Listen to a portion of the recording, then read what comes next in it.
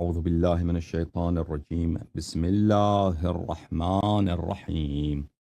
الحمد لله غير مقنوت من رحمته ولا مخلو من نعمته ولا مأيوس من مغفرته ولا مستنكف عن عبادته الذي لا تبرح منه رحمة ولا تفقد له نعمة. الحمد لله كلما وقب ليل وغسق، والحمد لله كلما لاح نجم وخفق، والحمد لله غير مفقود الإنعام ولا مكافئ الإفضال. ثم شرائف صلواته ونوامي بركاته على عبده ورسوله الخاتم لما سبق والفاتح لمن غلق والمعلن الحق بالحق الدافع جيشات الأباطيل والدامغ صولات الأطاليل العبد المؤيد والمنصور المسدد المصطفى الأمجد المحمود الأحمد سيدنا ونبينا أبي القاسم المصطفى محمد الذي بلغ الرسالة صادعا بها وحمل على المحجة دالا عليها، وعلى أهل بيته الطيبين الطاهرين الذين أذهب الله عنهم الرجس وطهرهم تطهيرا، ولا سيما بقية الله في الأرضين وحجته في العالمين، روح وأرواح العالمين لتراب مقدمه فداء، واللعن الدائم على أعدائهم وغاصبي حقوقهم وجاحدي مناقبهم ومنكري فضائلهم من الآن إلى أبد الآبدين. أعوذ بالله من الشيطان الرجيم. بسم الله الرحمن الرحيم. ويوم يعض الظالم على يديه يقول يا ليتني اتخذت مع الرسول سبيلا، صلى الله عليه وآله وسلم. يا ويلتى ليتني لم أتخذ فلانا خليلا، لقد أضلني عن الذكر بعد إذ جاءني، وكان الشيطان للإنسان خذولا. صدق الله العلي العظيم. اللهم صل على محمد وآل محمد. اللهم كن لوليك الحجة ابن الحسن صلواتك عليه وعلى آبائه في هذه الساعة وفي كل ساعة وليا وحافظا وقائدا وناصرا ودليلا وعينا، حتى تسكنه أرضك طوعا وتمتعه فيها طويلا. اللهم صل على محمد وآل محمد وعجل فرجهم الشريف. سلام على آل ياسين. السلام عليك يا داعي الله ورباني آياته. السلام عليك يا باب الله وديان دينه. السلام عليك يا خليفة الله وناصر حقه ورحمة الله وبركاته. سيدي يا أيها العزيز، مسنا وأهلنا الضر وجئنا ببضاعة مزجاة، فأوف لنا الكيل وتصدق علينا، إن الله يجزي المتصدقين. اللهم صل على محمد وآل محمد وعجل فرجهم الشريف. القول مني في جميع الأشياء قول آل محمد عليهم السلام، فيما أسروا وما أعلنوا وفيما بلغني عنهم وفيما لم يبلغني عنهم، صلوات الله عليهم أجمعين. اللهم صل على محمد وآل محمد وعجل فرجهم الشريف. محترم ناظرین، سلام علیکم، عید مبارک انشاءاللہ۔ ہر سال اللہ تعالیٰ آپ کو عافیت، ایمان، تقوی، عمل صالح اور آل محمد علیہم الصلاۃ والسلام کی خوشیوں میں خوشی اور ان کی نصرت کرنے کی توفیق اور ان کے غموں میں ان سے غم شریکی کرنے کی توفیق عنایت فرمائے۔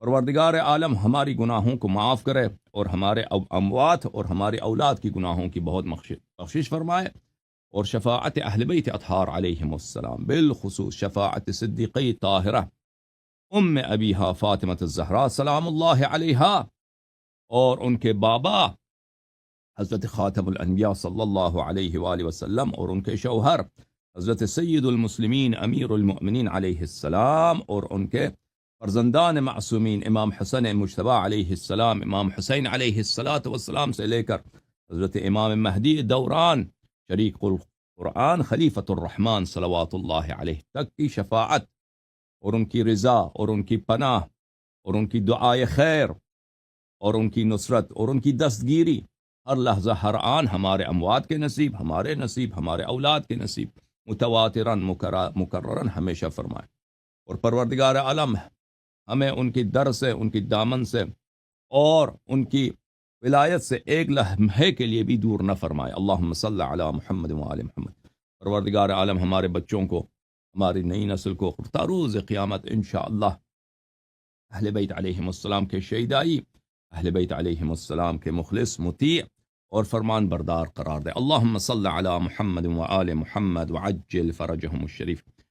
یا اللہ یا اللہ یا اللہ یا ارحم الراحمین یا ارحم الراحمین یا ارحم الراحمین، یا محمود بحق محمد ویا عالی بحق علی ویا فاطر السماوات والارضین بحق فاطمة الزہراء ویا محسن بحق الحسن ویا قدیم الاحسان بحق الحسین، نسألک ونقسمک صل على محمد وآل محمد وعجل لولیک الفرج، اللہم عجل لولیک الفرج، اللہم عجل لولیک الفرج، اللہم عجل لولیک الفرج، اللہم عجل لولیک الفرج، اللہم صل علی محمد وآل محمد وعجل فرجہم الشریف۔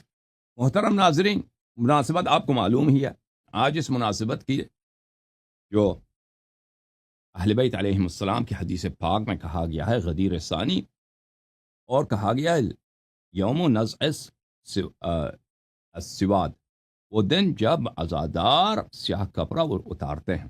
تو اس مناسبت سے اس فرد کے متعلق ہم آپ کی خدمت میں کچھ حقائق پیش کریں گے اپنے محترم بھائیوں کے کتب سے، اور انشاءاللہ تبارک و تعالی یہ کسی کی دل آزاری کے لیے نہیں ہے، بلکہ یہ معرفت کے لیے ہے۔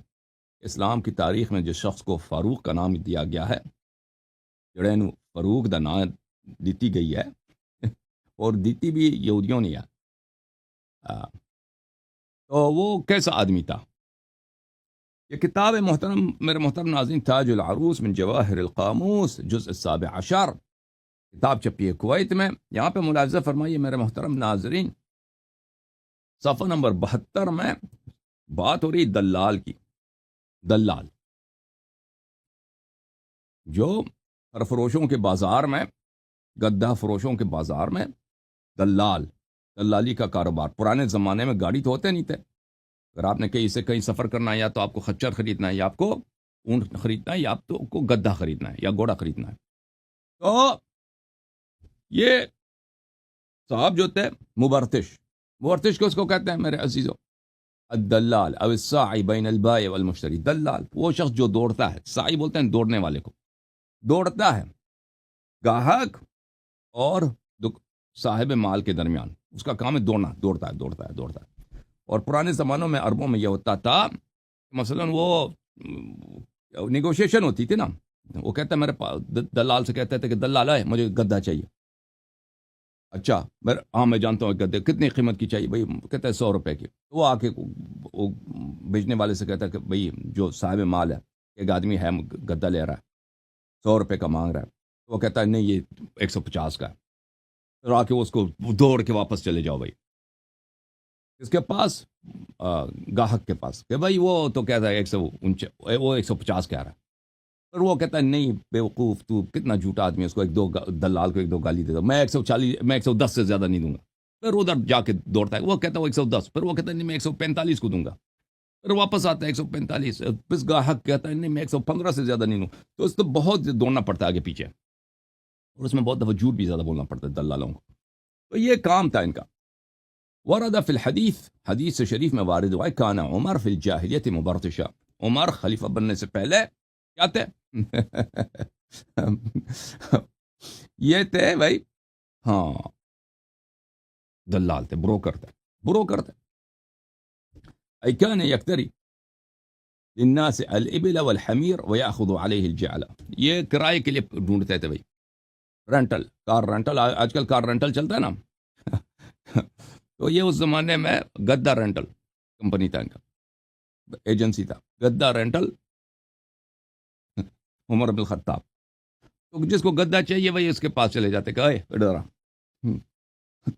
تو یہ جو ہے کاروبار اسی کا کرتے تھے۔ اچھا، اس کے بہت سارے اور بھی ہیں، گدا رینٹل کا آدمی کا اور بھی بہت سارے اس کے حوالے ہیں۔ ملاحظہ فرمائیے کتاب غریب الحدیث ابن جوزی صاحب کی، شاب منشورات محمد علی بیتون دار الکتب العلمیہ، اس میں فی الحدیث وکان عمر، وکان حدیث میں وارد ہے کان عمر فی الجاہلیت مبرتشا، المبرتش الساعی بین المشتری والبائی مثل الدلال، مبرتش کہتے ہیں دلال کو، بروکر، ٹھیک ہے نا۔ گدا رینٹل، ڈانکی رینٹل کمپنی تھی ان کی، کمپنی میں ویسے یہ خود ہی تھے، کمپنی میں بھی ایک آدمی، وہ آفس واپس بھی نہیں تھا نا، وہ ان کا آفس وہی تھا کہ بازار میں دوڑتے تھے۔ اچھا، یہ کتاب ہے الغریبین فی القرآن والحدیث، تالیف العلامہ ابو عبید احمد ابن محمد الہروی الازہری، متوفی سنہ 401، شاب مکہ المکرمہ الریاض، سنہ 1999 میں کتاب چھپی ہے۔ اس کتاب میں ملاحظہ فرمائیے صفحہ نمبر 170 میں، برتشا فی الحدیث کان عمر فی الجاہلیت مبرتشا، مبرتش کس کو کہتے ہیں؟ دلال کو کہتے ہیں، آدمی تئی دلال بھائی، ایک دفعہ دلال فور ایور دلال۔ القاموس المحیط، فیروز آبادی صاحب کی کتاب ہے، شاب مؤسس الرسالہ، سنہ 2005 میں چھپی ہے، المبرتش الدلال، مبرتش کس کو کہتے ہیں؟ دلال کو کہتے ہیں، صفحہ نمبر 585۔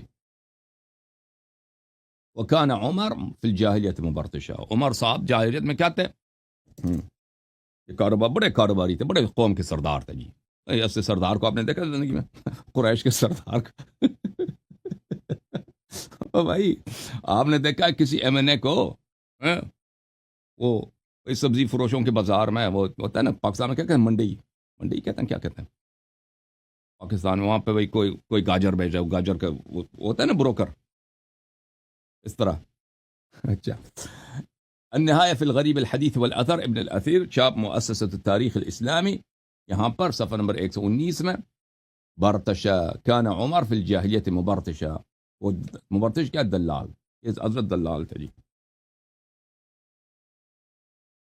شمس العلوم ودواء كلام العرب من الكلوم، اشوان ابن سعید الحمیری، متوفی سنہ 573، جز نمبر 1، کتاب چھپی ہے سنہ 1999 میں، یہ کتاب چھپی ہے ظاہراً دار الفکر دمشق میں۔ اچھا، یہاں پہ ملاحظہ فرمائے برتشا بلی کان عمر فی الجاہلیت مبرتسا، یہ صاحب تئی دلال۔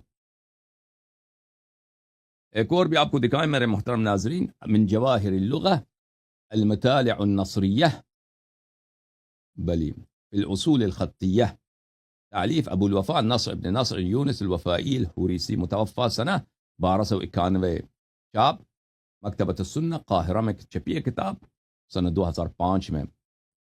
کان قبل اسلامی عمر بن الخطاب، اسلام سے پہلے مبرتش تھے، یعنی ای دلالا ای ساعیا بین البائع والمشتری، یہ دلال تھے بھائی۔